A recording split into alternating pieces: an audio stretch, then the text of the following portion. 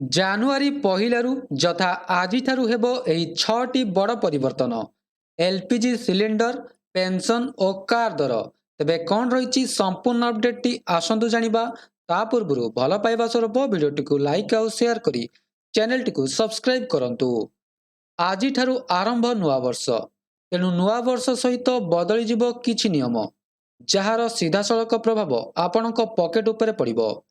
ଏଥିରେ କାର୍ ମୂଲ୍ୟ, LPG cylinder ମୂଲ୍ୟ, ପେନ୍ସନ୍ ନିୟମ, ଆମାଜନ୍ ପ୍ରାଇମ୍ ମେମ୍ବରସିପ୍, ୟୁପିଆଇ 123 ପେ'ର ନିୟମ ଏବଂ ଏଫ୍‌ଡି ସମ୍ବନ୍ଧୀୟ ନିୟମ ଅନ୍ତର୍ଭୁକ୍ତ।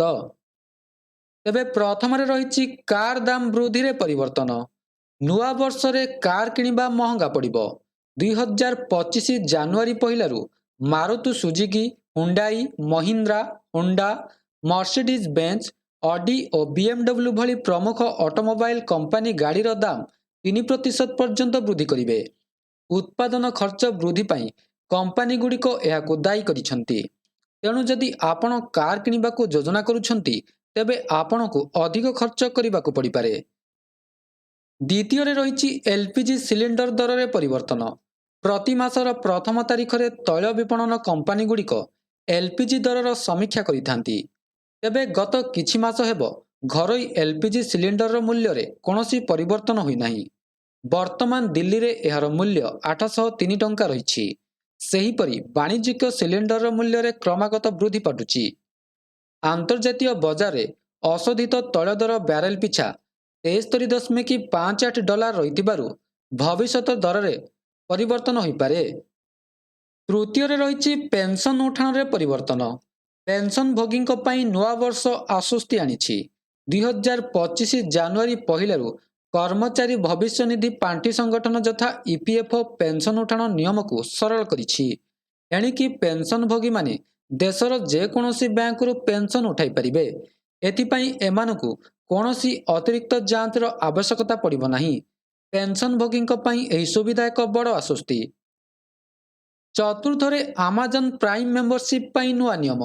ଜାନୁଆରୀ 1, 2025 ଯଥା ଆଜିଠାରୁ ଲାଗୁ ହେବାକୁ ଥିବା ଆମାଜନ୍ ପ୍ରାଇମ୍ ମେମ୍ବରସିପ୍‌ର ନିୟମରେ ପରିବର୍ତ୍ତନ ଘୋଷଣା କରାଯାଇଛି।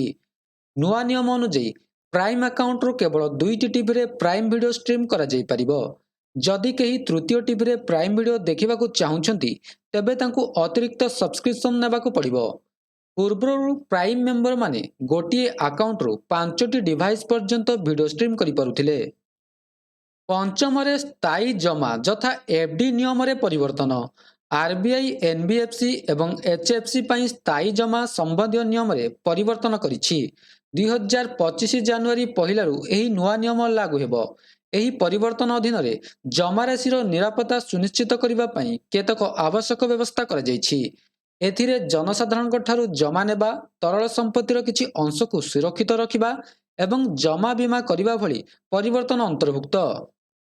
ଏବଂ ଶେଷରେ ୟୁପିଆଇ 123 ପେ'ରେ ନୂତନ କାରବାର ସୀମାରେ ପରିବର୍ତ୍ତନ।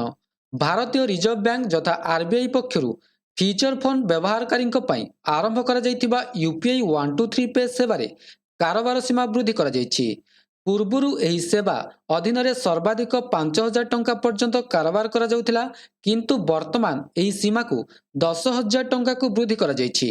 2025 ଜାନୁଆରୀ ପହିଲାରୁ ଯଥା ଆଜିଠାରୁ ଏହି ସୁବିଧା କାର୍ଯ୍ୟକାରୀ ହେବ। ତେବେ ଏହା ଥିଲା ସମ୍ପୂର୍ଣ୍ଣ ଅପଡେଟ୍‌ଟି। ଯଦି ଭିଡ଼ିଓଟି ଭଲ ଲାଗିଥାଏ, ଭିଡ଼ିଓଟିକୁ ଲାଇକ୍ କରନ୍ତୁ, ସେୟାର କରନ୍ତୁ ଏବଂ ଚ୍ୟାନେଲଟିକୁ ସବସ୍କ୍ରାଇବ୍ କରିବାକୁ ଭୁଲନ୍ତୁ ନାହିଁ। ଧନ୍ୟବାଦ।